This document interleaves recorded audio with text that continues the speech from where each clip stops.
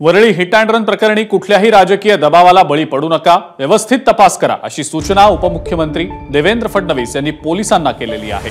Hit and run प्रकरणातील आरोपी मिहिर शहा हा शिंदे गटातले नेते राजेश शहा यांचा मुलगा आहे, त्यामुळे आरोपीला वाचवण्याचे प्रयत्न होऊ शकतात अशी शक्यता विरोधकांनी वर्तवलेली आहे आणि या पार्श्वभूमीवर फडणवीसांनी या सूचना केलेल्या आहेत।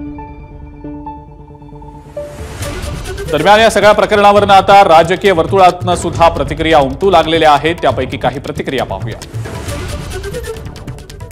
हिट अँड रन आणि ट्रॅफिक कंट्रोल याच्याबद्दल मला असं वाटतं की अनेक वर्ष आम्ही सगळे रोड सेफ्टीला प्राधान्य दिलं पाहिजे आणि दुर्दैव असं झालं की रक्ताची तपासणी बदलणे, पटकन बेल मिळणे किंवा काहीतरी चुकीच्या माहिती देणे, हे सगळं जे त्या गृह खात्याकडून होत आहे ना, त्याच्यामुळे लोक इतके कॅज्युअल झालेले आहेत गृह मंत्रालयाबद्दल की त्या वर्दीचा मान सन्मान आजही मला आहे। महाराष्ट्राच्या पोलिसांचा सार्थ अभिमान मला आहे। गुन्हा आहे म्हणजे जर त्यांनी वेळीच ब्रेक मारला होता आणि त्याच वेळेला तो जर थांबला असता तिकडे, तर मला असं वाटतं आज ज्या आमच्या नाखवा वहिनी गेल्यात त्या आज जिवंत असत्या।